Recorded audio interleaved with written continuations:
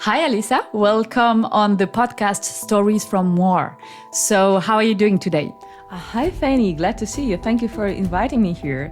I'm fine. It's beautiful, almost sunny day. Yeah, and that's actually the very first podcast like in the physical presence. So I'm really happy. Thank you so much for accepting to come and give your view and your interview here. Thank you for inviting me. I'm really glad to be here. So, Alisa, for our listeners, can you explain who you are and what you're doing and where you are? Yeah, sure. Well, you hear that my name is Alisa. I'm originally from Ukraine. I'm Ukrainian. From the city called Kharkiv. It is in the east part of Ukraine. Well, actually 30 kilometers from Russian border. Okay. I would say, unfortunately, now. And it's the second biggest city. So it's like huge cultural student city. Really with, I think statistically, there are more universities than in Kiev. So we used to have, it's like, it's a very young city and the spirit is very nice, modern, like nice, big cultural city. Yeah. Okay. And where are you now? Now I'm in... Where are we? we are now in your room, actually. Yeah, we're in the southern France now. And I'm living here with my daughter and with my mom from middle of March. So it's, I think, 9 months for now. Yeah. Well, not South France, but we will talk about it later. We've changed many places. Yeah. Finally, we arrived in the same village with you. Yeah. And you're going to settle here for some time until the war is over and you can safely return. A lot of uncertainty in the future. Yeah. But for some time, for sure. Yeah. Okay. And what are you doing here? Well, I'm a musician. I have education as a musician. So I graduated from music academy. And I used to work as a musician and also sometimes as a photographer. So I was both combining like visual art and music. So I had some projects back in Ukraine, and now I'm also trying to figure out what kind of projects can I do here in France, because I'm really excited about different activities for kids, for French kids, and now we are trying also to organize for Ukrainian kids who are living in a city nearby. Yeah. So that's what I'm doing, and I'm also occasionally, since few years, I'm teaching English, because in Ukraine apparently you cannot really survive, I think, in a very good as a musician. So you should have some side job, and it fits very well to me. I found out that a lot of people were looking for an English teacher because I've been asked from one person, another person, and finally I started to teach English as well.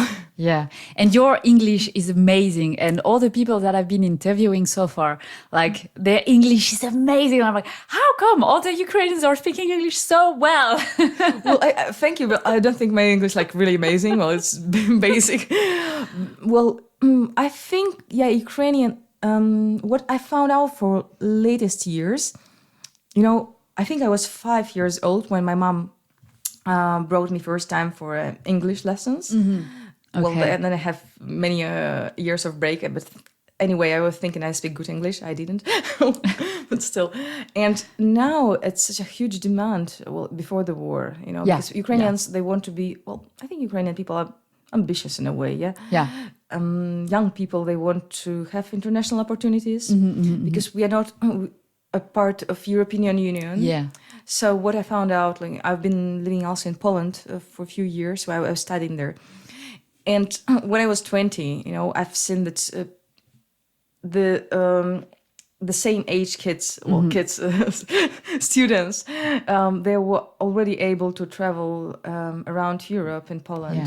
They had borders open. But when I was 20, we still needed a visa to Europe, which was quite difficult.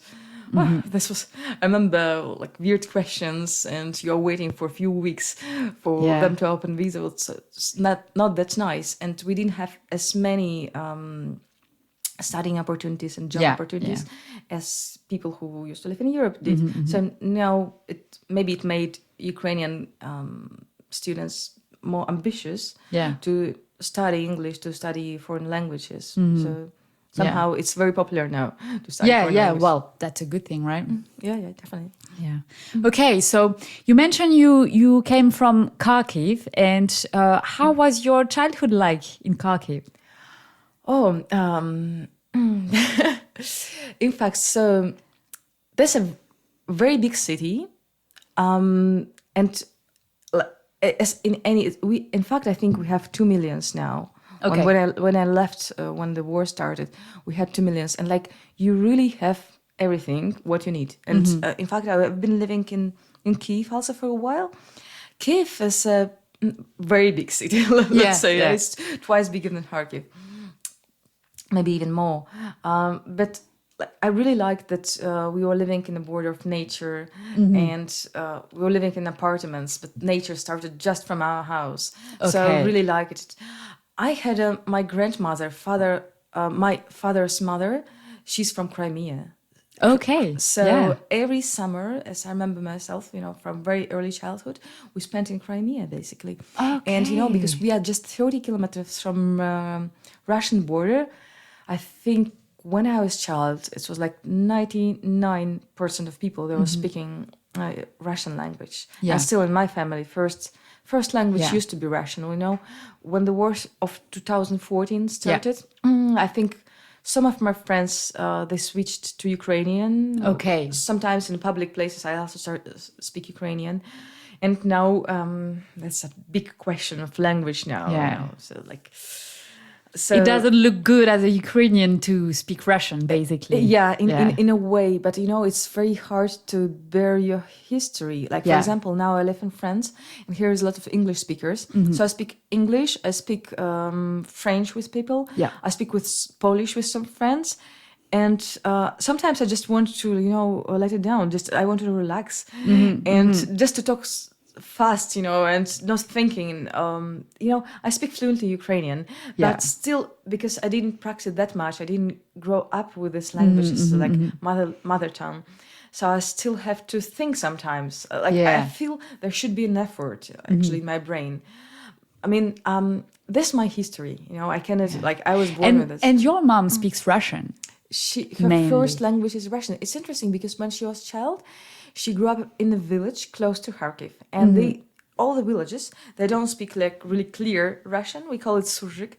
It's a mix between Ukrainian and Russian. Okay. And further west you go, more like percentage of Ukrainian you have. Like in Poltava, they speak more Ukrainian, and the central Ukraine, I think also more Ukrainian language.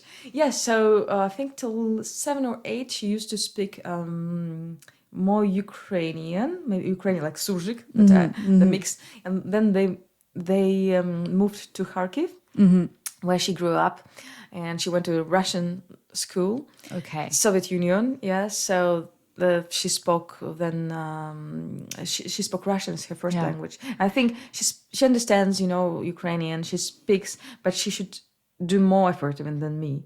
Yeah, it would be harder for her to completely switch to Ukrainian. Yeah, so I would like to break this chain, of speaking just like very nice Ukrainian language, but somehow, especially when you're not at home, probably among friends now in Kharkiv, I would speak I would talk Ukrainian all the time, but it's complicated. I'm making an effort, but in a way, I don't want to make an excuse, like because I think this is a part of our history. We cannot bear it, so we can accept it. I mean, after what happened in my country, I really don't want to speak Ukrainian in a way. So it's like really dilemma. It's really. You mean Russian? You don't really want to speak Russian? I don't want to speak. I don't. Sorry, I don't want to speak Russian.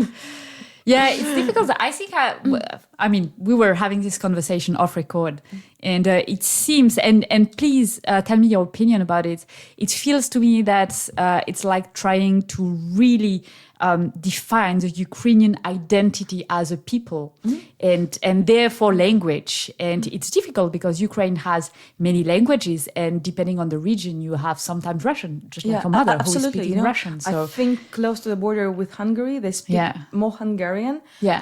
Close border with Poland, more Polish. Then close to Romania, more Romanian. Yeah. You know, so the languages are very different. Even the Ukrainian language is very different by itself. You know, people close to Poland, they have really lot of Polish words.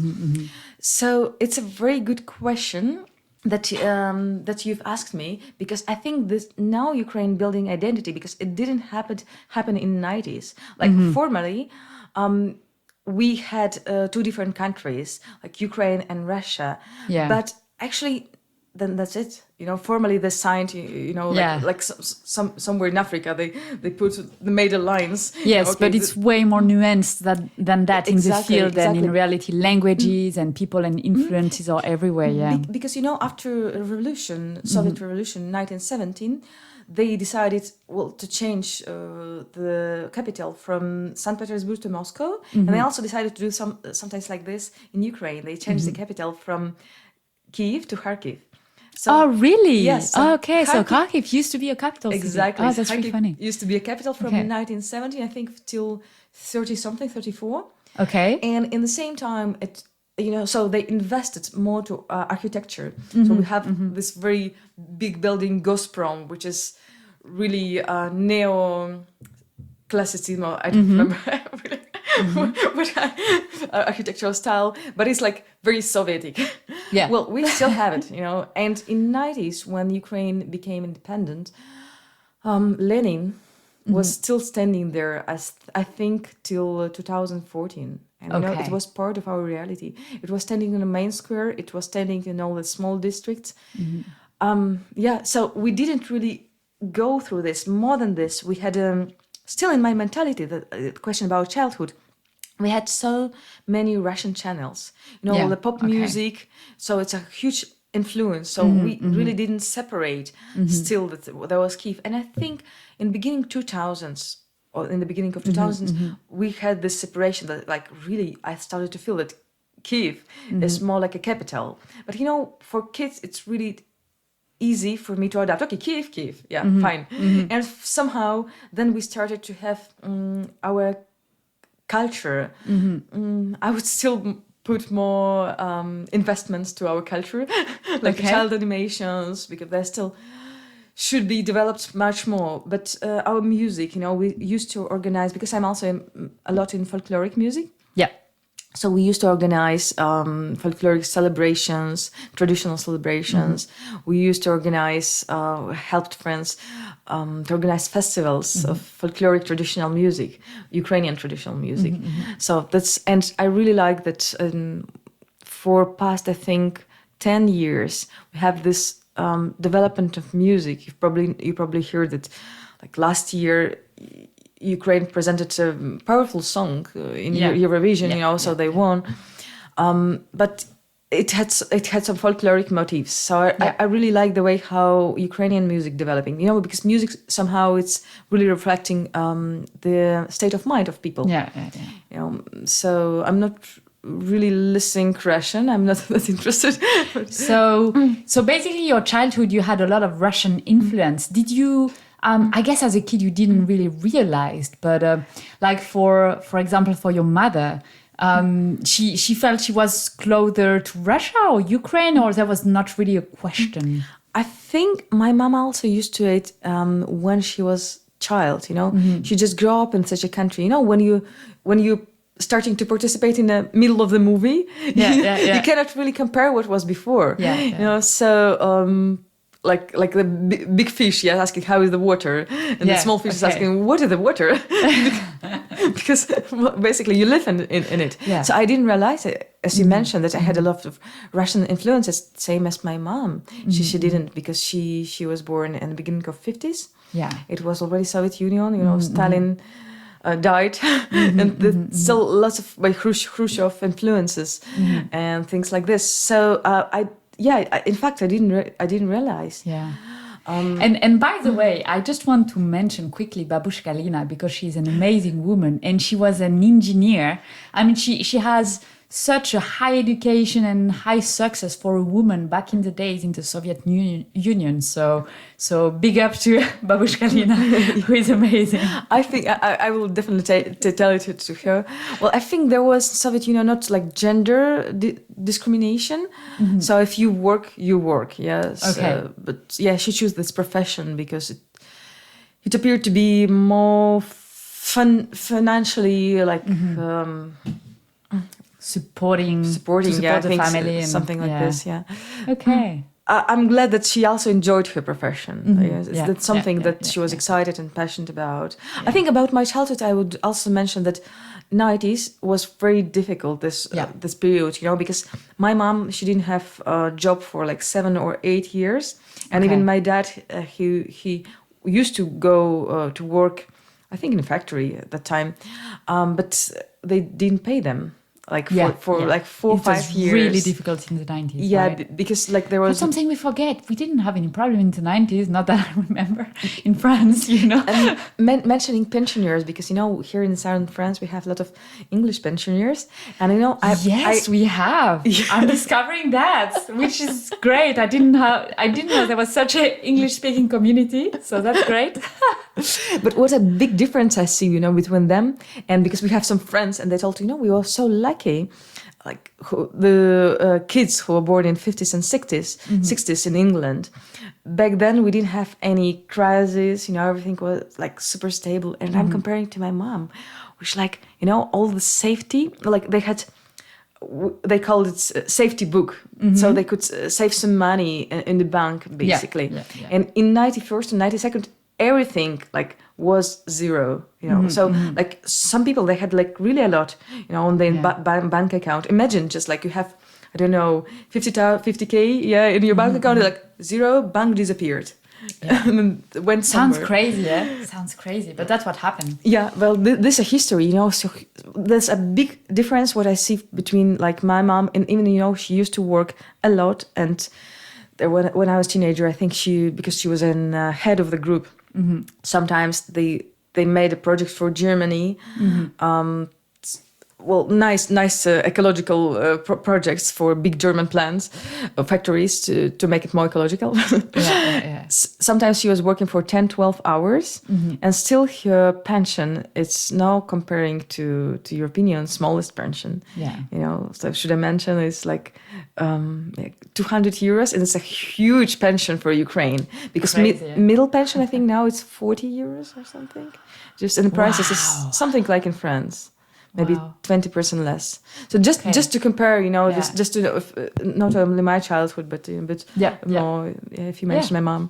Yeah. It's crazy. Yeah. So after your childhood, so you grew up in Kharkiv, you go to university in Kharkiv, and then you start traveling a little bit. Yes, I was really like somehow I had a big excitement about. Well, I felt like being at home is not enough for me.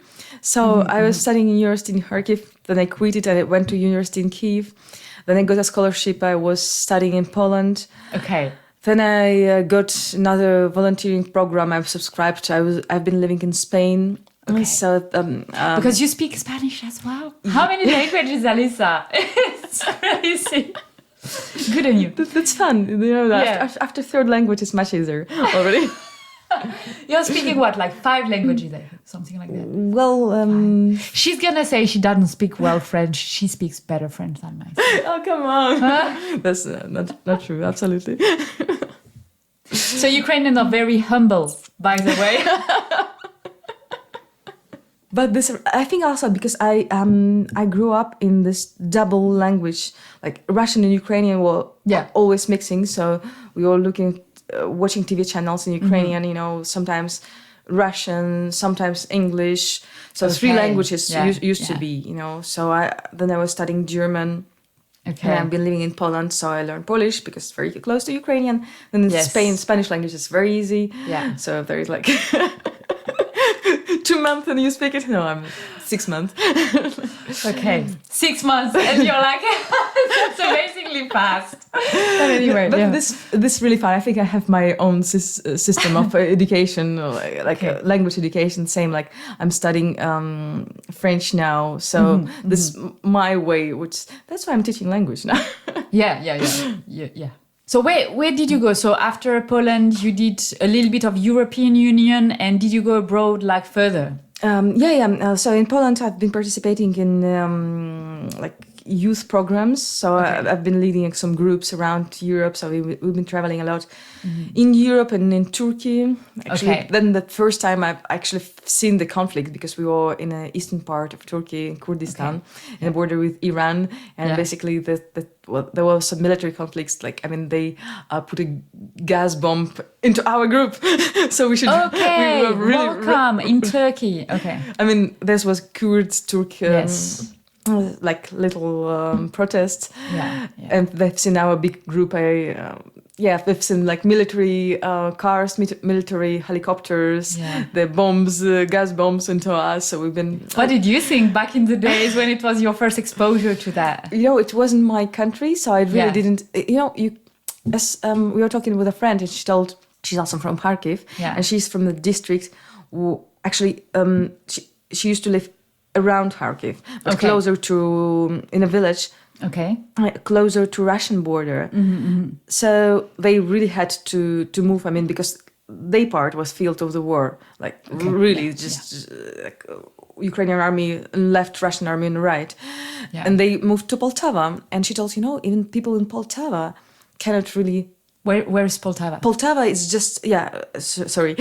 So Kharkiv is in the east, imagine like very close to Russian border, east-north, and I think 200 kilometers west, just on a road to Kiev.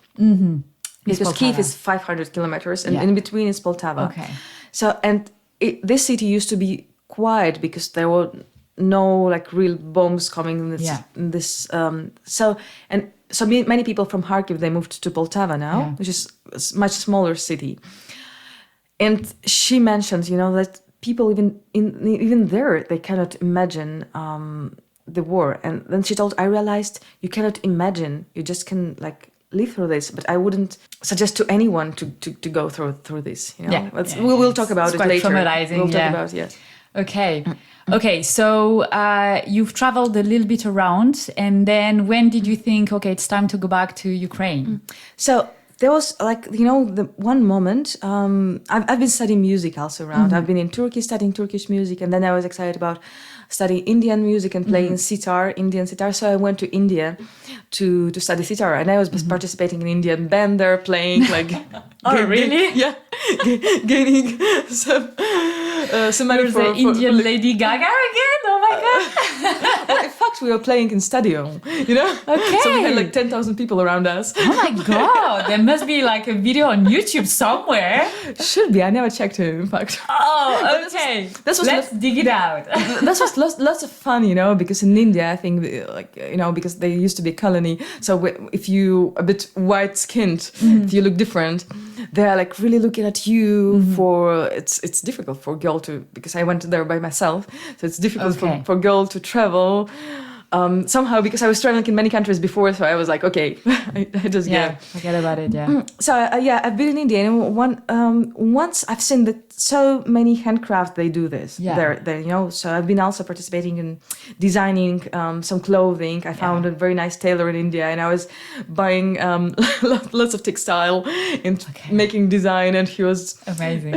he was tailoring it, and we sold it in the local shops, basically. Yeah, amazing. So it was a lot of fun. You really do have an entrepreneurial mindset, like you see an opportunity, you want to do it. Always like very artistic, but it's amazing. I mean, you were designing clothes in India. Well, who does that? I wouldn't say. I think real entrepreneur would really put it like into somewhere Etsy or in an international. But I'm like selling in local Indian shops, for nothing almost. Like just a Ukrainian woman who is selling clothes in an Indian shop. Like, I mean, really, that's a great story. You should make a movie out of your life. Always I'm thinking like, and now my life will be quiet and nice. So I've been in Nepal and in India and Nepal, and I thought like, wow, they have like, so first, before I thought like when I'm staying home, I'm missing something, you know. I mean, home in Ukraine. But then I was like traveling for many years, and then I realized, well, I'm traveling, and it's really somehow I'm missing something now Yes, when I'm traveling. yeah. And then I was like understand. Yeah. one click, then as you told, actually, I want to make roots. Yeah. I want to like. I started to appreciate my country, you know. So I came back after 8 years, I think, to my country, and I felt like, wow, it's such a cool country. Yeah. So I just With your baby girl, right? You already had Maya. Yes, I had. I was married, and then not married. Yeah, and I came back. We've been living in Netherlands. With my ex-husband, because he's Ukrainian. He used to work there. Yeah. And then I came back to Ukraine, and I've seen so many great opportunities, you know. Okay. And like, because after traveling in so many countries, you can clearly see advantages and disadvantages in all the countries, and you starting to see Ukraine also from another perspective, from another angle. Yeah. So I had so many ideas. Also, like, working in the land, you know, growing fruit gardens, and we had some same mindset people. We had a group of people, so like many cool ideas. Yeah, you know, yeah. I was just about to open a forest school for kids. Yeah. So which wouldn't have like real place or maybe a little yurt, but like real forest. It's not that popular in Ukraine. There's one school in Kiev where my friend is teaching, basically, and it's very popular, I think, in Czech Republic. So can you explain a little bit? So it's a forest school. So you Yeah. So I'm pretty much for so kids, they exposed not to like plastic things, and but they exposed to real life, which is forest, and they finding which is first good for their health, because they are breathing good fresh air. Usually we were playing about to make in pine forest. Also, so they used their creativity, making toys out of branches, like in real, something like scouts, which they used to have in the United States. So so this was one of the activities, and I started to teach English, and sometimes I do occasional little tours around Ukraine. So because I play various instruments, and it's more like storytelling. So I'm telling different stories and playing the musical instruments. Okay. So I play like instruments from Turkey, from India, like very very singing also. Yeah. So that's what I used to do, you know. And then 24th of February. And then I started to enjoy Ukraine, and I was so glad, you know, because I came back just a year before the war started. Yeah. Okay. I've been back and I was back and forth, but then you really settled 1 year prior. Yes. So we bought a house, and I was so glad about it, and I felt happiness every day. I was I remember autumn. I was planting lots of trees in my garden, like thinking about that. Probably in springs they should have some fruits, and my daughter can eat them already. Like really imagining and planning and doing some refurbishment of the house, like investing time and money, you know. So, did you have any idea or feeling something would happen? I mean, it was post 2014, so Crimea was already annexed. And did you have any... How did you feel about that already? Because you were going to Crimea quite often during your childhood and when it became Russian. Yeah, thank you for asking. It's a very interesting topic, because I have also a sister, which is from first marriage of my dad. Okay. She lives in Crimea, and she used to live in a military base because her husband was military at that time. So in 2014, she was living in a military base in Crimea, and my grandmother was there. Many people there then resist going to Crimea because it's Russian, and it started to be really difficult going there, you know, because then when you tell that you're Ukrainian, they're like, okay, and you know, so the conflict was starting. So I really didn't enjoy that much, but I still wanted to visit my grandma, you know, because who is living in Crimea. Who now she passed away.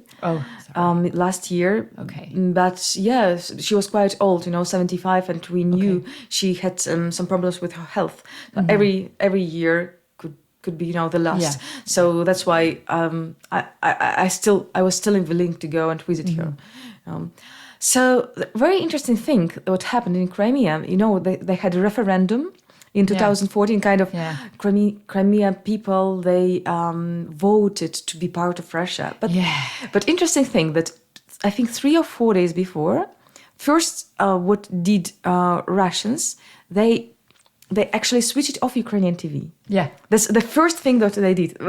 Very interesting. And of course they switched on Russian TV. And in Russian TV they say like, oh, be careful, because there are like very angry Ukrainian Nazi or something. Yeah, so propaganda started already. Yeah, propaganda started 3 or 4 days, so they're gonna come and eat your kids, or something like this. I really struggle to understand how some educated people can believe that. I mean, I understand propaganda, and I understand it's effective, obviously. But when they come up with stories like that, I mean, it's so crazy. How come people believe it? I don't know if educated. Like, among my friends, because I also had some Tatar friends in Crimea, because there is a very big majority of Tatars who also the Soviet Union sent them to the east from Crimea, and then in 90s they started to come back. So they're against Russia so much, and they don't have now easy life there. And they told me officially now they're really afraid, because they've been taken already to police a few times now when the war starts. So they like really afraid to make some voice, because it's young girls, and they really risking, So what I saw is in the village of my grandma. Yeah. I wouldn't say that very educated people are there. Okay. That simple, people who really into their life, trying to just live and earn enough money for have a quiet life in their little village, and suddenly you have this propaganda TV coming, and do they start believing it and thinking, okay, we are so much better with being Russian now? So what propaganda was trying to do, they was trying to bring a fear. Yeah. So they gonna really make bad for us, this Ukrainian nationalist or something. So they started to believe. And I don't think, this is typical Russian thing, referendum, they do everywhere. Which is complete BS. I don't think really, from people I know, no one participated in this referendum. Yeah. Because it was like, tomorrow at 3 we have referendum. It's already passed. We mentioned like yesterday. Not tomorrow. Yeah. It's fake. Yeah, but that's how they fake, operate. Yeah. But the propaganda is really so. It started then already, and I think. Did you feel that in your family there was a really starting to have a shift, because you guys were still Ukrainian, but you had your family in Crimea who was Russian now, and now they were thinking, oh my God, Ukrainians are bad people. So how was it between you and them then? That's a very sensitive question, actually. Oh, okay. Because my dad, he was ringing to his mom, talking, and we all had some Skype conversations, and it became, we just started we were trying not to mention political question, because it became just super difficult. Oh my God. So it was really dividing families. Absolutely. Complete more than nonsense. This, yeah. some people even in Ukraine, they are watching satellite Russian TV, I have some relatives from Kiev district, from Borodyanka, which is very close to Bucha, and they were watching Russian TV. So they told wow, this is, some people were, propaganda is so strong there. I mean, many people, they don't have such a strong position, personally, I cannot watch it, because it just makes me very aggressive. I feel this aggression which comes from them. Anyway, but some people really trust it until the Russian missile, and Russian soldiers came to in the end of February, 2022, when the war started, and the house was completely destroyed, completely, and they seen it by their eyes. Then they were hiding in the basement. It was one of the first days, so Russian militaries already came into the village. and they thought they didn't take anything, just documents. Yeah. And they thought they're gonna come back to their apartments, but they couldn't anymore. So they just had clothing which is on Why them. they could not? Because something started to burn. So they used to live in an 8th or 9th floor, and something on the 3rd floor, maybe missile hit, and something started to burn. Okay. You know? So and full of basic elevator didn't work, and they had to go just by stairs. But you know, it's cold in Ukraine, so we have this additional isolation, which are out of pinoplast. How do you call it? Like white, this white, very light thing. Polystyrene? Something like this, very light white thing. That for packing things, like you see them in big packages. And you usually put it in outside part of the house just to make it warmer, to isolate better. So it started to burn, and it's super toxic. Yes, so it's really bad. Okay. So they couldn't come anymore because it was like full of not cloud, but how do you call it? Yeah, smoke. Full of smoke. Yeah. So very toxic, and they could not come back. And then it started to be very dangerous. They ran to another house, and after they ran, they've just seen a military plane going through the house and just put a bomb directly directed to the house. So all the people whom they know, military target, right? Yeah, absolutely, absolutely. Just like terrible. Yeah. So they seen it by their eyes, and now, of course, now they say. So prior to that, they were kind of, like not Russian supporter, but not necessarily against the idea of Ukraine being Russia. But after that, it was okay. No, that's because of course there was some problems and corruption in Ukrainian government. Of course, it's a very young country. Yeah. But and of course you can say, well, I don't like this and this and this. But Russia, they say, we'll bring, like we call it Russian mir, Russian peace. Yeah, the Russian peace. I've discovered that word. Okay. So and everything will be like very, very nice. So, but this was a story of some people who used to live close to. That's a big wake up call, I suppose. Like don't really believe the Russian propaganda because when you see what they are doing in reality, it's kind of a cold shower suddenly. Oops, it's not that nice. The Russian peace is not that exciting, really. Yeah. Okay. Well, we had an experience of Georgia and northern part of. So basically, in Ossetia, in the northern part of Germany, they did absolutely the same. They told, because Ossetin, they look a bit different from Georgian, like physically. And Russian propaganda started to tell, the Georgian, they want to kill all the Ossetin. So Russians should come and really save the country. So from 2008, the Georgia was also participating in the war. And, in a way, I also didn't really, I should admit, I didn't like super care. I knew that there is a war. Yeah. I had even a friend who was participating, Georgian friend, in this war. Like I couldn't imagine actually what it is because it's really difficult to imagine until you faced with this. It's like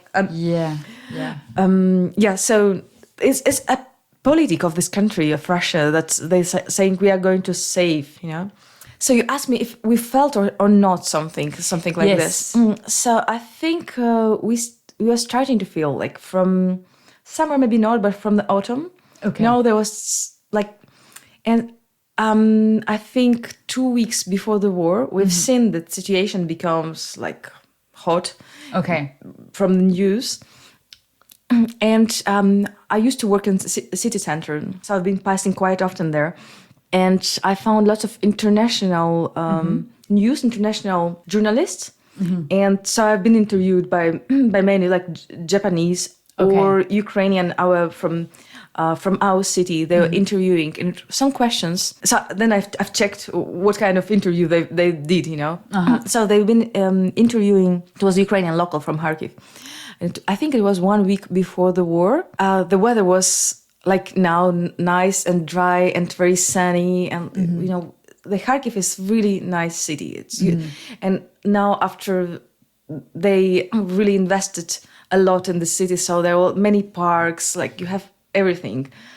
You'd like there were no homeless like in center of Paris, so like which just looks like it's dangerous to walk. It was really safe to walk. Like, it's safe, nice, big city, and each person lived their life. Yeah. Like as maybe they like something they didn't, but they were trying to do the best. Yeah. So I've checked the interview. What I was participating in a little interview from Ukrainian news. Then I've seen them in YouTube, and they were asking different people. Like, are you getting ready? Do you already have a box of your stuff prepared if the war will start? Okay, like how do you call it? Like a pack that you can just grab and run away with. Basically. Yes. I don't know the name in English, but something essential stuff. And I told you my documents they all together, so I know where the documents. If we need to live very fast, you know. So, but I remember very well.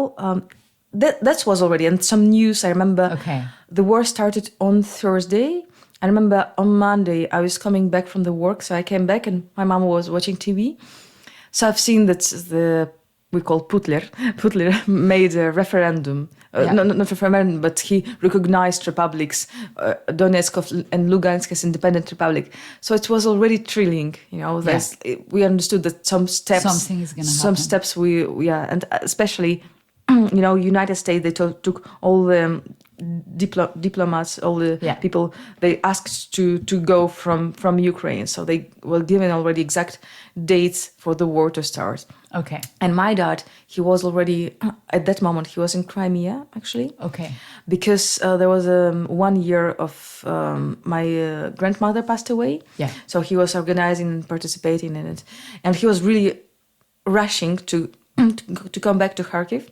Okay. Not to leave us, you know, so he will be able to go, because he was going by car.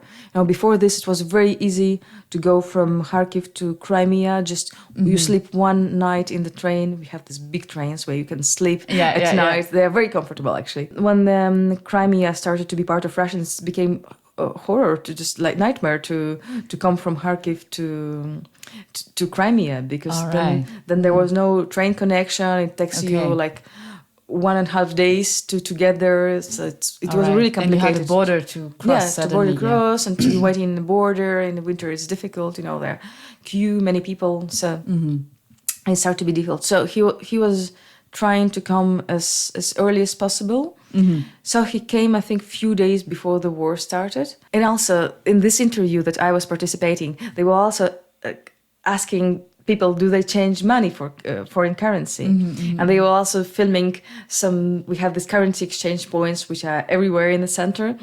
And there were no queues, you know, no rush. And so I think all the people, they felt that the war should start, but they didn't want to believe in it. Yeah. Because it's really difficult to believe that basically your life will be broken. I mean, will change forever. It is really difficult. I think everyone felt it, but no one wanted to believe, and that's why no one wanted to make a panic. And I very well remember Wednesday evening when I was going from the work. You know, the city was functioning and it's very quiet, very nice. Still some Christmas decoration were around, I think so. Yeah. Well, it was very nice, you know.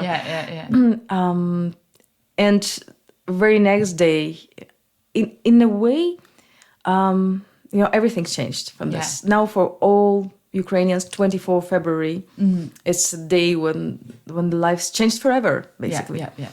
And in a way, I think we were lucky, kind of, if you can say this, because we are living in the southern, western part of the city, and the Russian border actually surrounds us from the northern and eastern part. Okay, so you were... I woke up the furthest.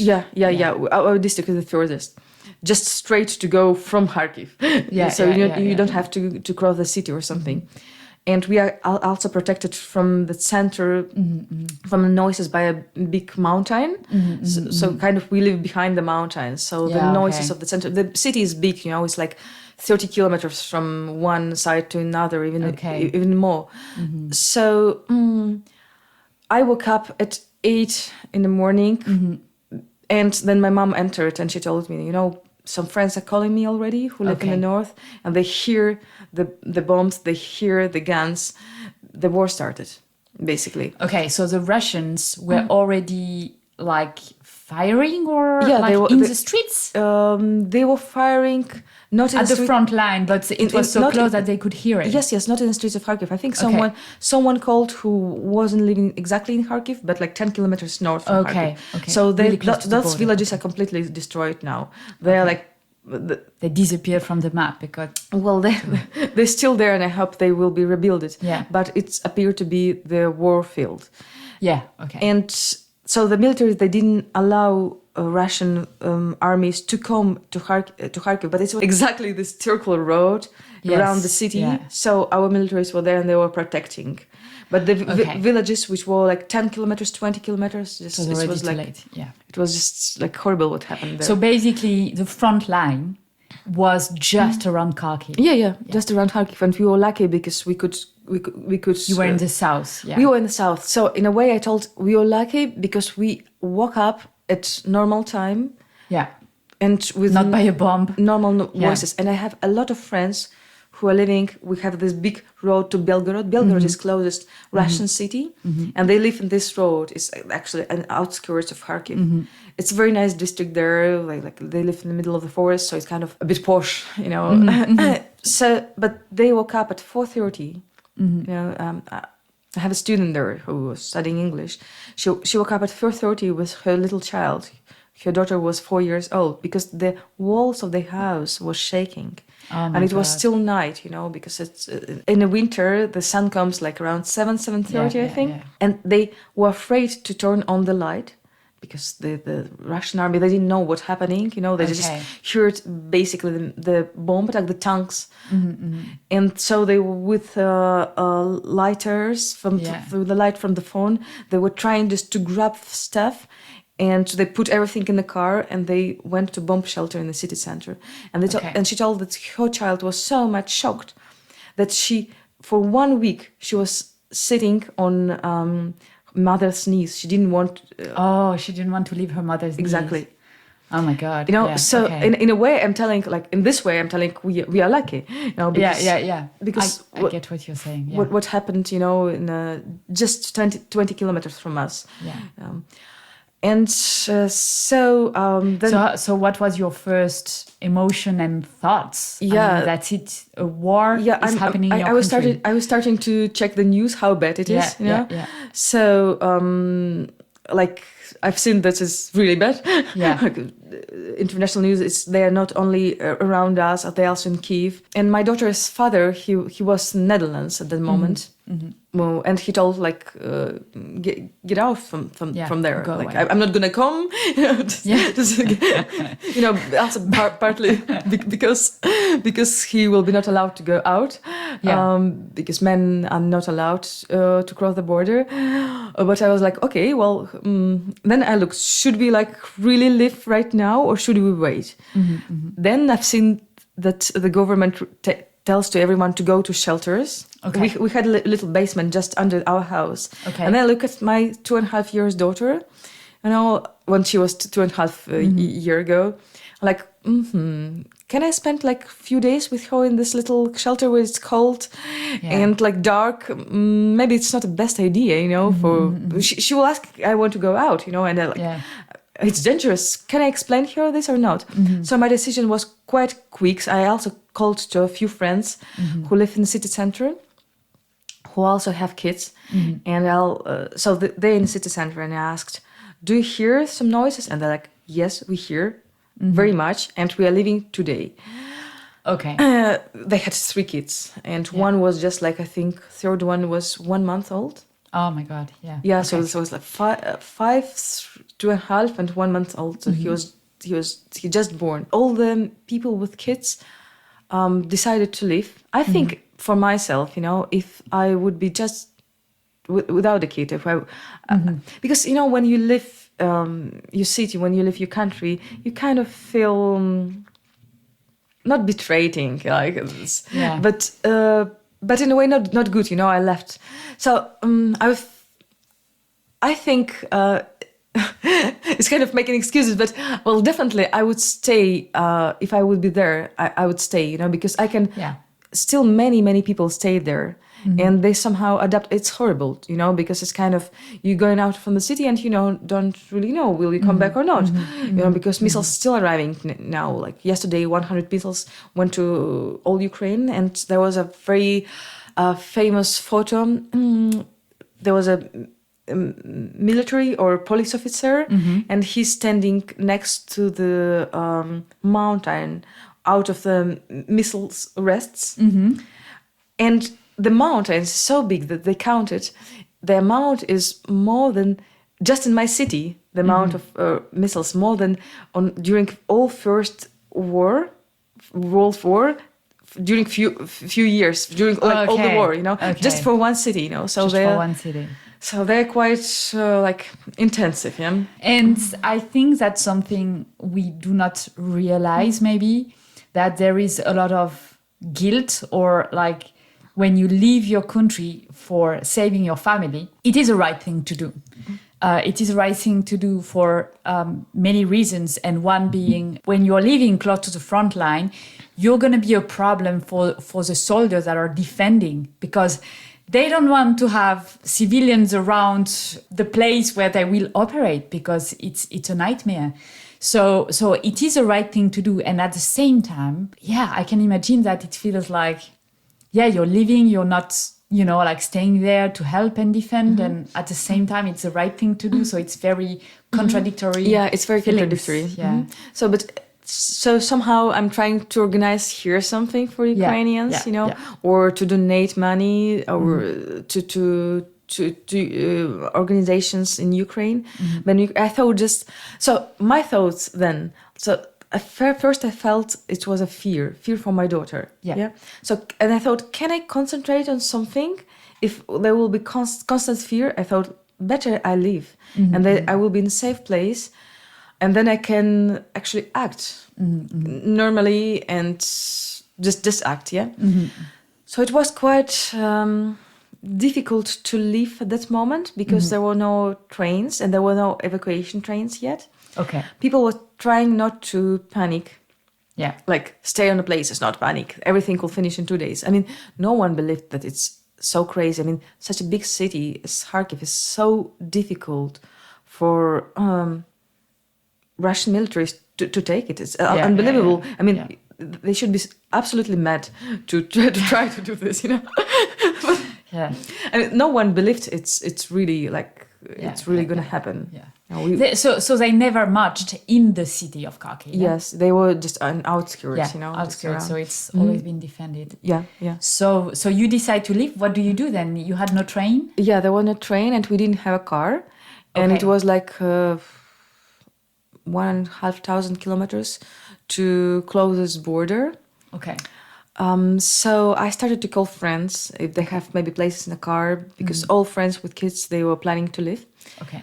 Interesting, actually. Friends without kids, they stayed there and they're volunteering now among my circle of friends. Yeah, and friends with kids, they just left. Because we need to rebuild the country, and there is no reason actually to stay and build the fear from early childhood. And the trauma it's going to be for kids is quite huge. So we didn't also know how the war will develop, you have no idea. You're just like in the shock. How fast Russians will be here. I don't want to be here when they're here. Okay, so let's try to get out and to go to closest border. So then I started to call friends, and some of them told that French sister of a friend, she works for IT company and they providing a bus. So, but the bus leaving in 1 hour. Okay. It means, and there's still half an hour to get there. Yeah. My dad, he has a very old car. Okay. You could not travel with the car, but to go to the bus, it was possible. Yes, exactly. And it was kind of a 1 minute decision for my mom as well. Yeah. Because she went to do some groceries because we weren't sure if shops will work later. So she went to buy something. Then during that time, some friends proposed me to go with them in 1 hour. So I packed my musical instruments, my harp that I just bought one week ago, which actually came from Russia. From St. Petersburg, there was a very nice harp production.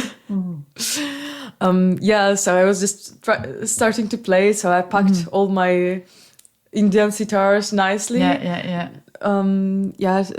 Took a few clothing for myself, mostly for Maya. Like the first for my daughter, first priority was to take few toys, few Ukrainian books for her, and of course clothing for her. And this is, I think I had 2 trousers and two t-shirts, 1 jacket, and that's it. It was like. But did you take your instruments? No. Because I didn't know how we're gonna travel and where we're going. There was no plan which country we will go. So I thought maybe I can come back in 3 or 6 months. Maybe it will not last that long, So no, I didn't take, and because even with my mom, I had to carry basically things for 2.5 person. And I couldn't do it. I knew that probably we should walk a lot, we should change. And we didn't have very straight way. We didn't have a car to travel with. So I thought the road might be difficult. I decided not to take my instruments. I thought, for me, it's a bit difficult. Because I was collecting them for past 15 years around all the world. But anyway, I would leave them. They all stay here. Okay. So now I'm trying to bring them from Ukraine for 3 or 4 months already, but I still didn't succeed. Hope it will happen. Yes, so this was really interesting because my mom came from the shop and I asked Mom, would you like to go with me? And then she had a very difficult choice to stay with my dad or to go with me. And because her granddaughter was still very, very small, and she's still very small, but 1 year ago she was a bit smaller. Then she decided to go with us because I cannot just send you to nowhere. Okay. And that's it. So that was a very difficult choice. And we had we didn't really have time to say goodbye to my dad. And he felt kind of abandoned, while driving us there. He understood our choice, he understood why, but I understand. We also understand him, because first day it's a knowledge, what's gonna happen. You don't know what will happen. So we came to this bus driver. So he told one place. Then there was lots of panic because we entered to the road which goes.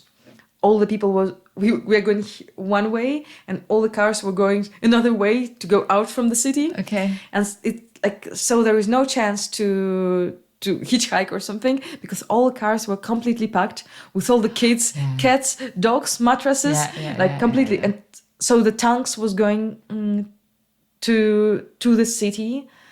Sometimes there's a big tanks and some roads are. So Ukrainian tanks were actually taking the road to go to the front line. Yes. In the other direction of your direction, I suppose, because you were trying to go away. Okay. Yeah. So and young guys, very 25. And roads are not built for tanks, so I suppose they were destroying a lot. Yeah, especially when they entered the city, because we were close to metro station. Because bus driver told us to come to metro station. Okay. And all the people who were supposed to come to the same bus, they were going by metro. And then the metro stopped because there was too many bombings. So people just stuck in the metro. And this girl, who was arranging this bus, she called the bus driver, and she told, there is information that this district now gonna be heavily bombed. And he was the driver, I'm going. Can imagine. So she was panicking, so she told it to him. So he was so scared that when we came to that place, he was not there anymore. He was gone because he believed he would be bombed. Yeah, exactly. Oh my God. There was lots of panic. Yes. So, and then I've seen, it was a city, so metro station.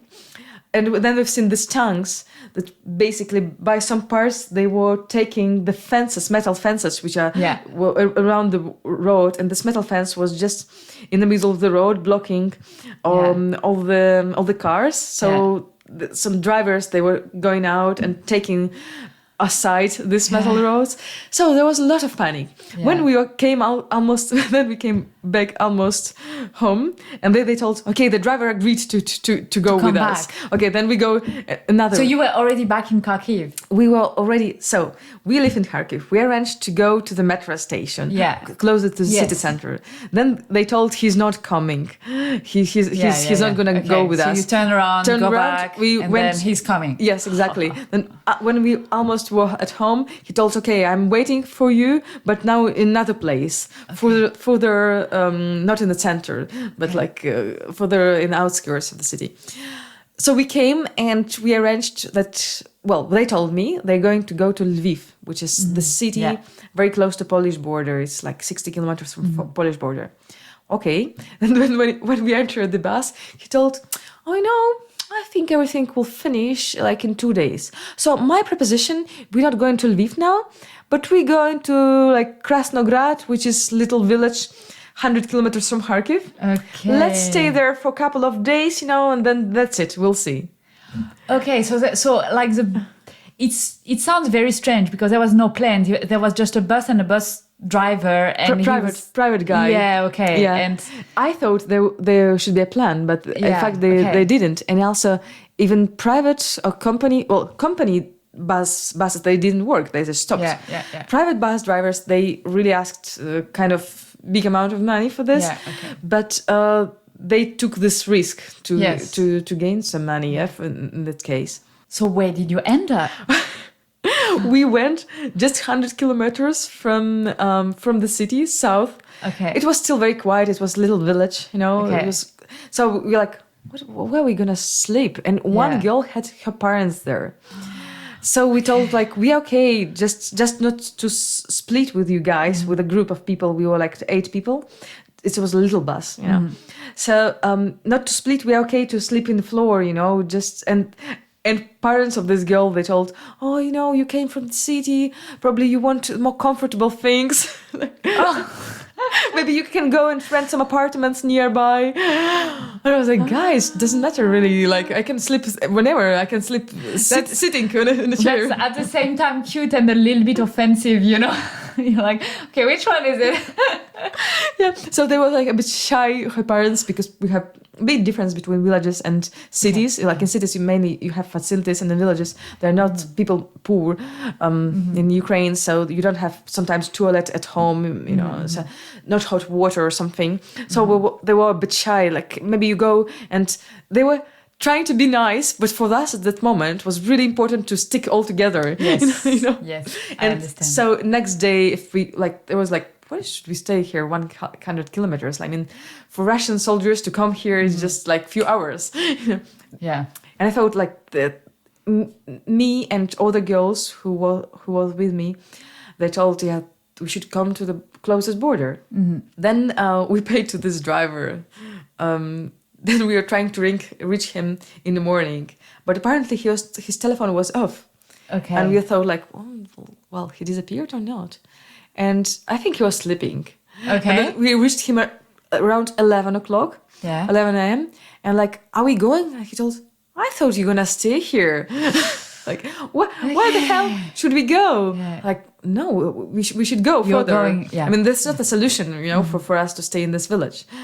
Again, maybe now we know it's more quiet. Well, now it's no quiet places really in Ukraine. Yeah, it seems that there is no quiet place. Yeah. But some places are more quiet. Let's put it in this way.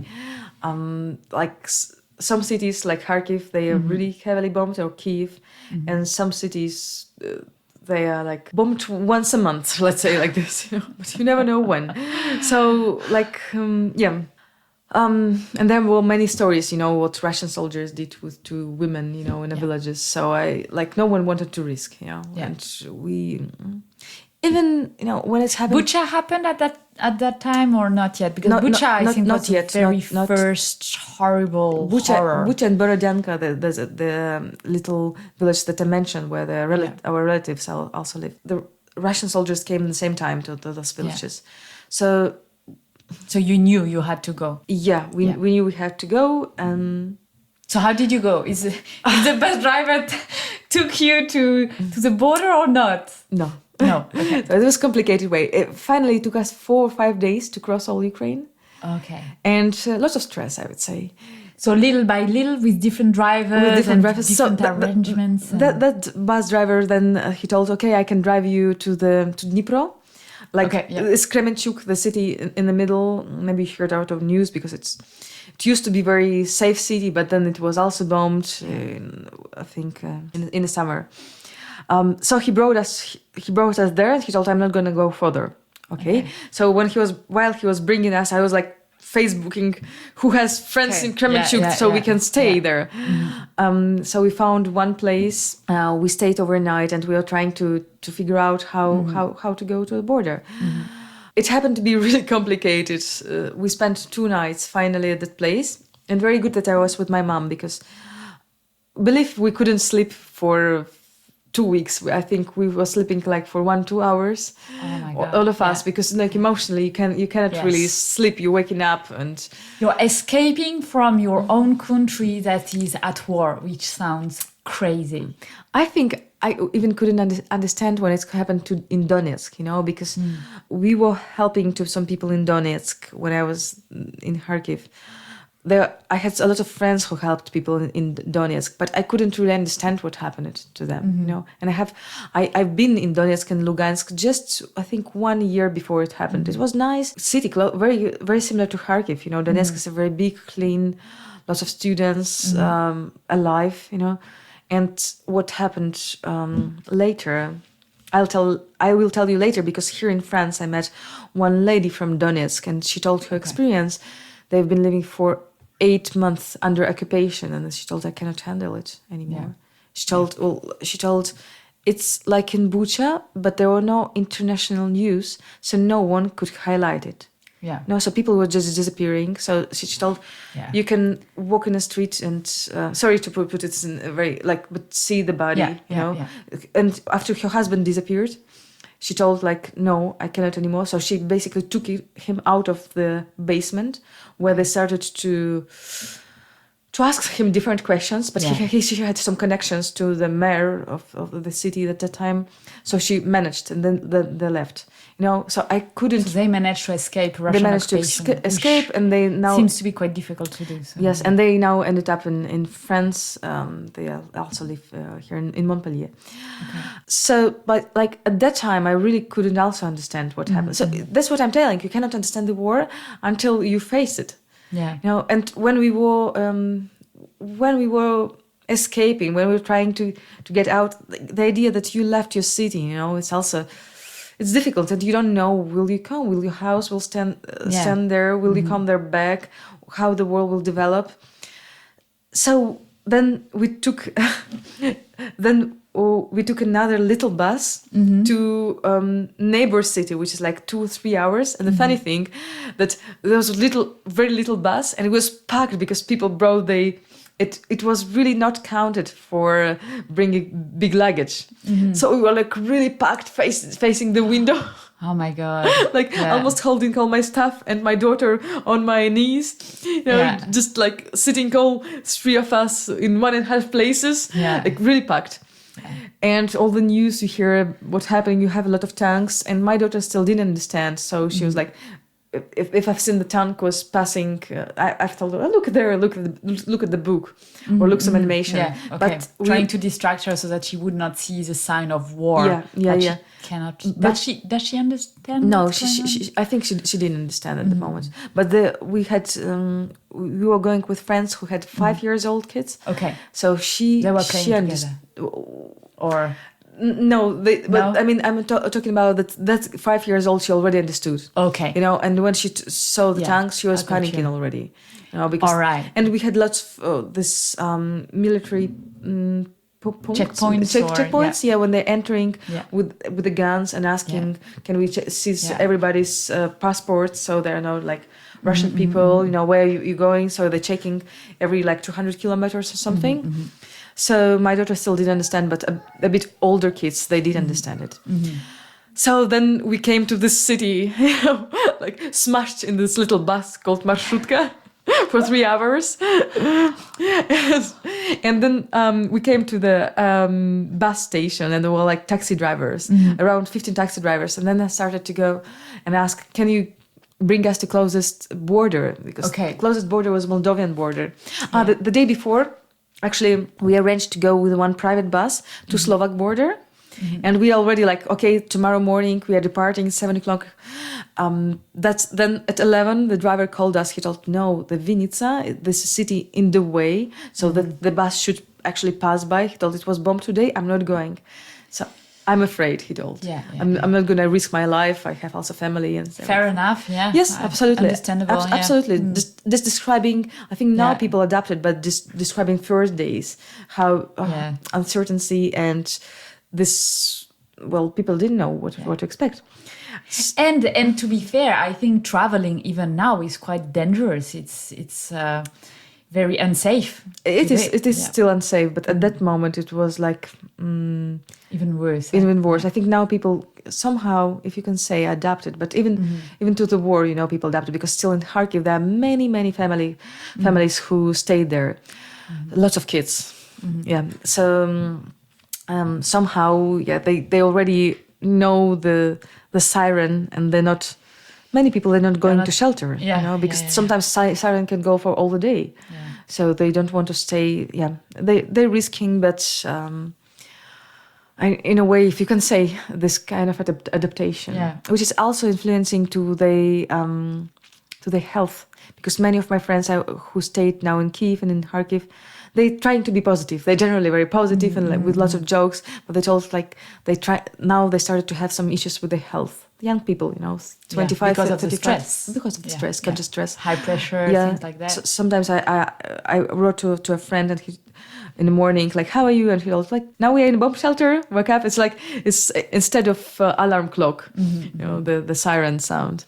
I think it's hard to understand when you've never been in the situation how stressful it is, because it's a stress that is constant. And so your nerves are always, like full of stress, and at some point it's going to affect your health. Yeah, I'm sure. Coming back to this bus station, when we arrived in this marshrutka, we call it little bus, we call marshrutka. So there are 15 bus drivers, and I'm coming from one to another. Can you drive us to closest border? Moldova was the closest. It was like still 500 kilometers. And he told, no. And like the last very old car, like I thought, And I asked him, can you, and the guy looked nice also. He thought, yes, I can. Well, he asked some good price, but still not super high, let's say like this.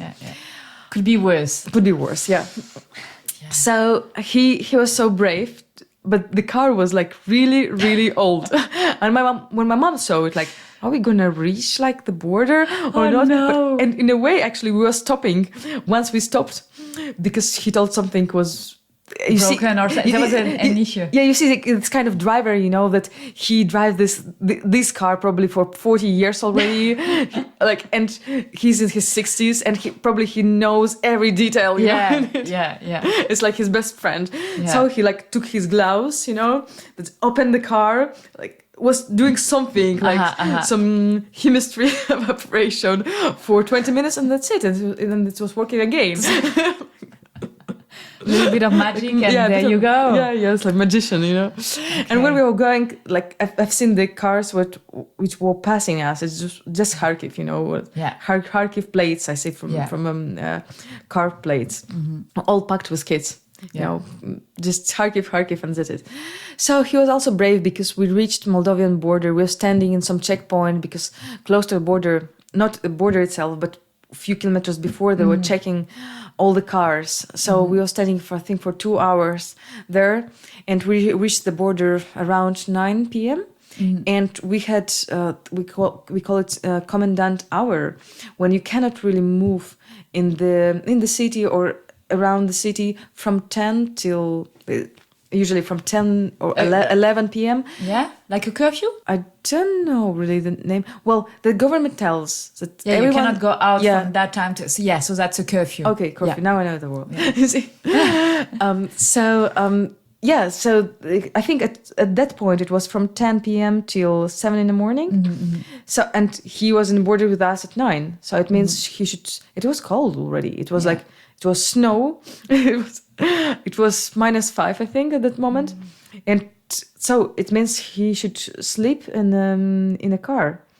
Okay. So he was also very brave, actually, to bring us there. Yeah. And when we were riding with him, he received many calls from other drivers, and they asked him, "Is it safe to go or not?" So we came to finally the Moldovan border. We stayed in Moldova for 10 days because I didn't want to go further in the beginning, and I was really hoping that everything will finish, and then after 1 week we can come back home.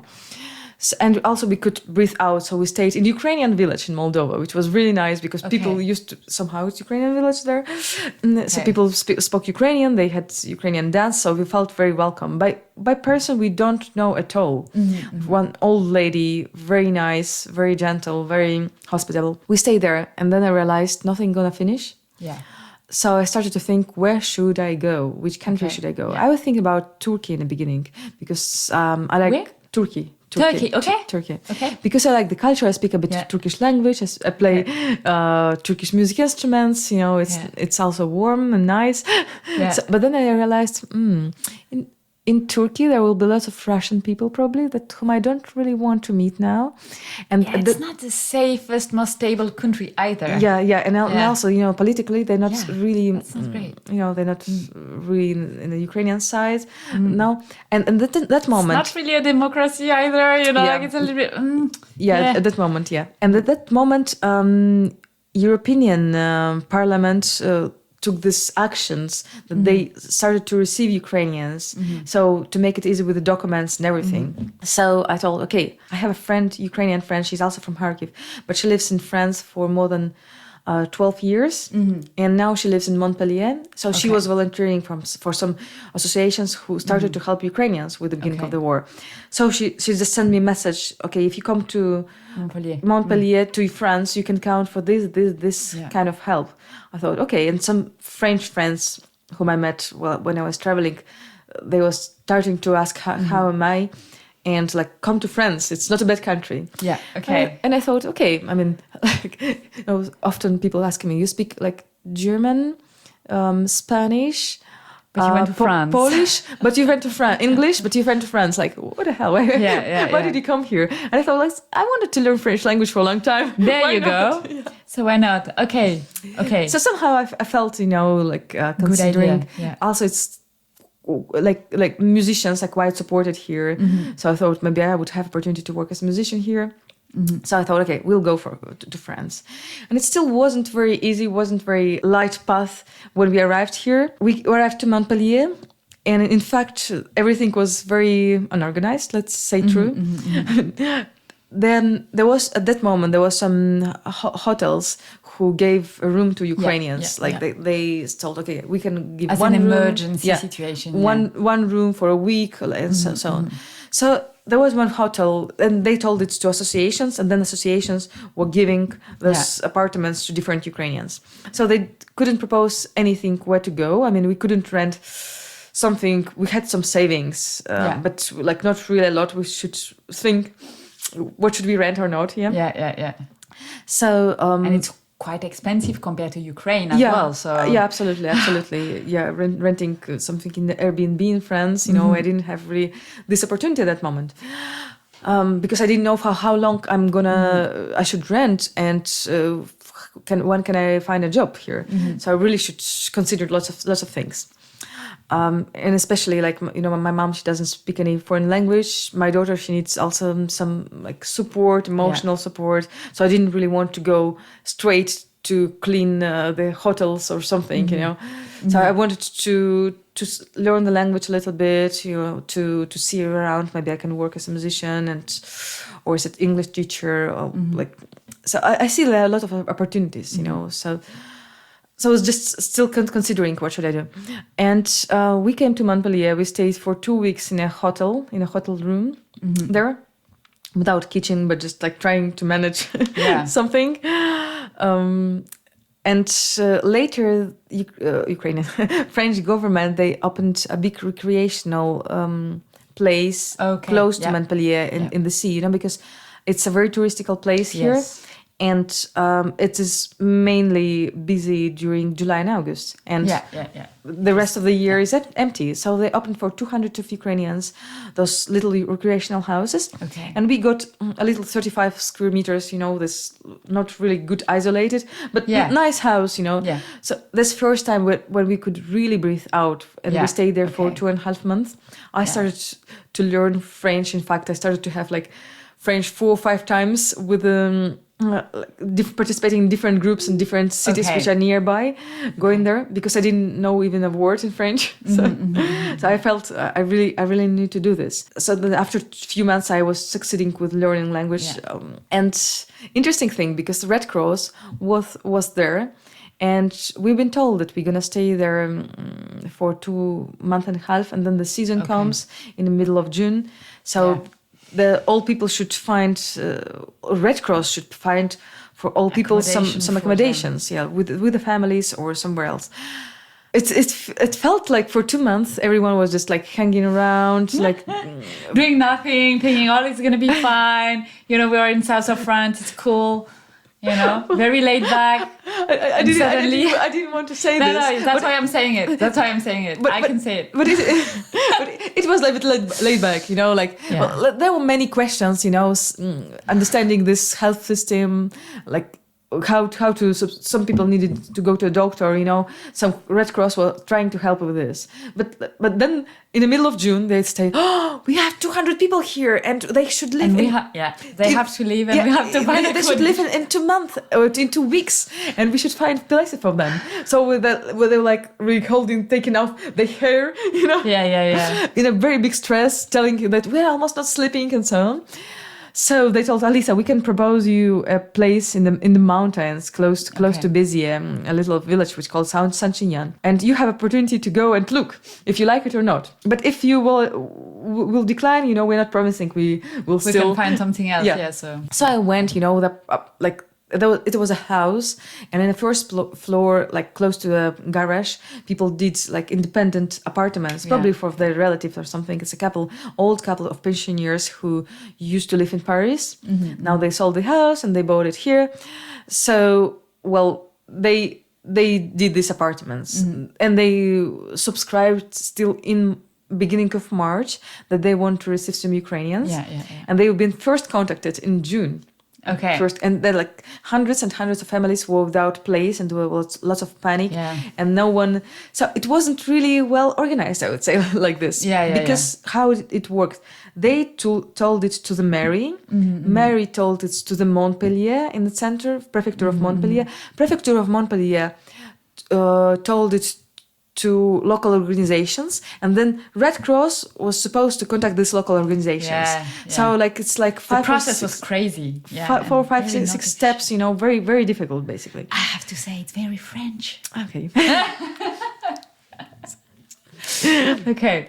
So it took some time. It sounds already like such a journey, and by after 3.5 months living there, because we went with the winter clothing, with two little bags. Of course, we had some toys, for a kid, and then we bought all the summer clothing, shoes, and everything. Of course, we had much more things. I bought a little bike to ride around with a child seat, So we had quite a lot of stuff already. Some stuff.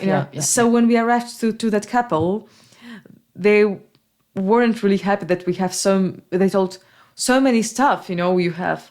I mean, so this was a funny couple, right? This was the couple that was very interesting couple. Weird. And second week I realized, so the lady, she was a bit more intensive, even the way she was coming to my daughter, come, say hello to me, say hello. Say hello, why are you not saying hello? Like this, So when the association from Béziers, they were in the middle between us and them, and when they saw the reaction of this couple, they told it is probably not going to work. They're a bit strange, they told. So after 2 weeks, I also felt something strange, because they told there is a place in front this apartment that we can sit there and eat there. There was a little table that they put for us. But then I was sitting, she was passing by and looking not nicely, like in a way, a very negative way. So I felt like I'm not welcome to sit actually in this area, which wasn't used by them at all. Like they had absolutely another exit, like an entrance, and they didn't use it at all. But they still didn't like the fact that I was sitting outside. So they told we could have lunch outside, but not really sit in the evening. Well, they didn't say it. But they didn't say any rules.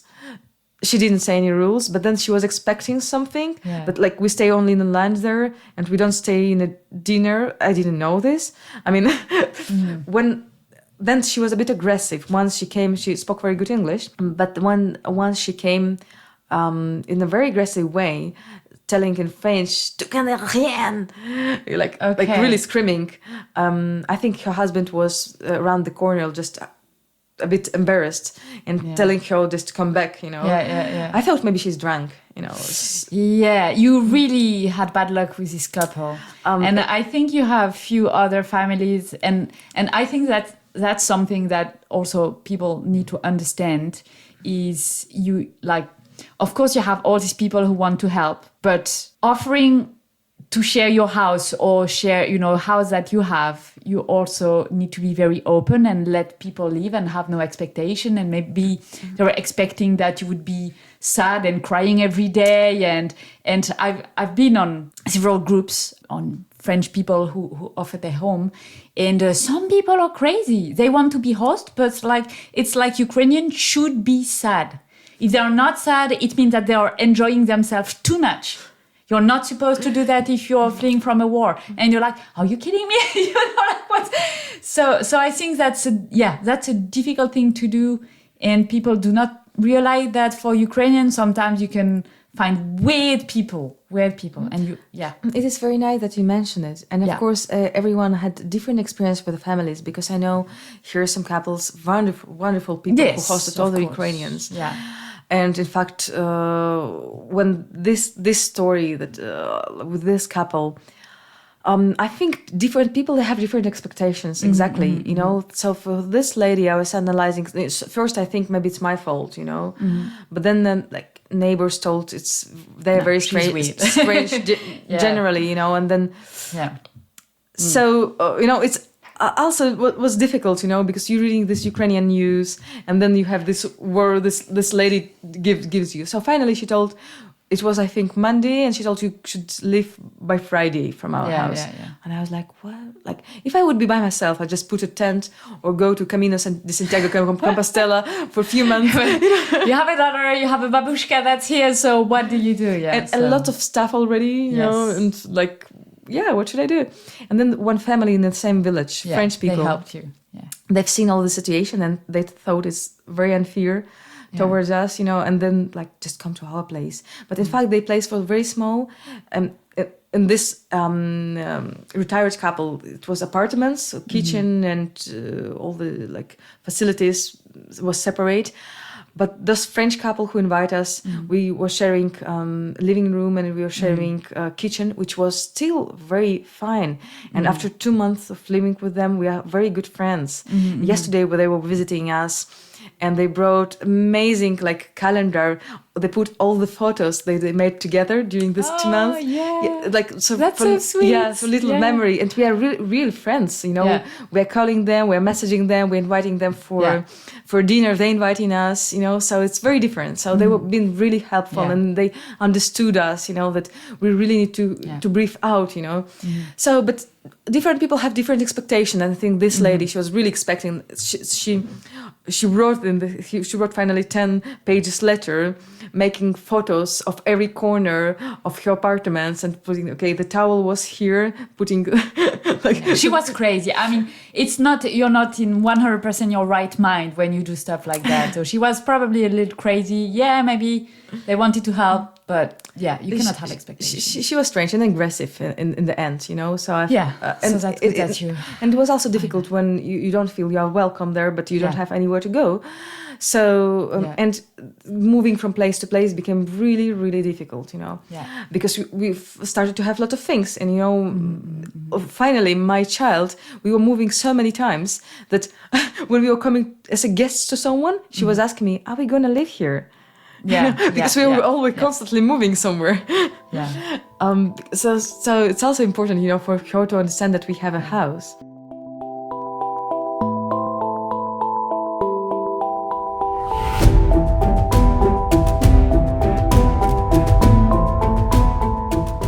Are you gonna ask me questions, or should I just talk? Now you're making the questions.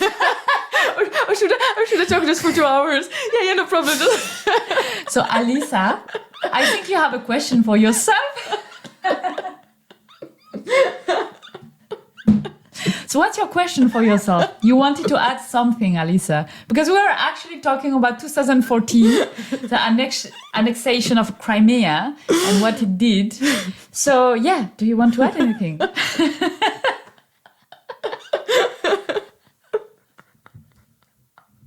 That's the first time I have this happening. Really? That's really good. My big default in interviewing people is sometimes let people finish what they have to say. And when you have someone that starts making question, then you can do the interview by yourself and I just can be your public. I'm listening to it's very interesting, by the way, so please keep going. I'm glad you also like it.